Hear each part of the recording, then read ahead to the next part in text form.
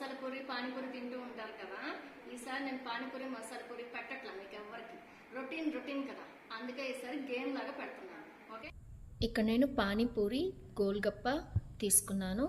ఇందులో 1 2 3 అంకెలు పెట్టుకున్నాను.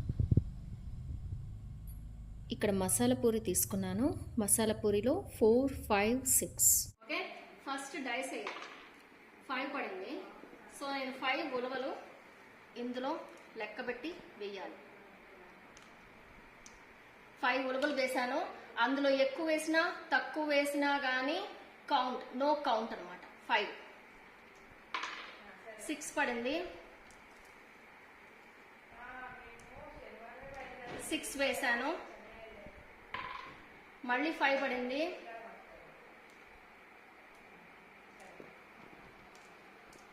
మళ్ళీ 5 వేసాను. 3 పడింది, ఈసారి 3 2 పడింది, 2 6 పడింది,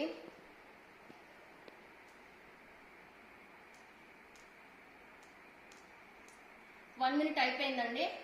ఇప్పుడు ఏం చేయాలంటే పానీపూరి మసాలా పూరి ఏ నంబర్లో పడితే ఆ నంబర్లో అన్ని పెట్టాను నేను, కానీ అన్ని కౌంట్ కావు.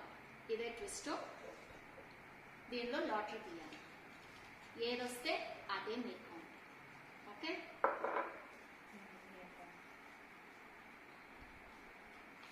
పానీపూరి పడింది.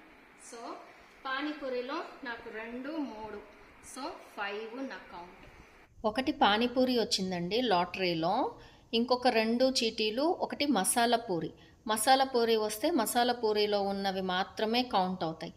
ఇంకొకటి పానీపూరి ప్లస్ మసాలా పూరి, అంటే రెండిట్లోనూ వచ్చినవి కౌంట్ చేస్తారు.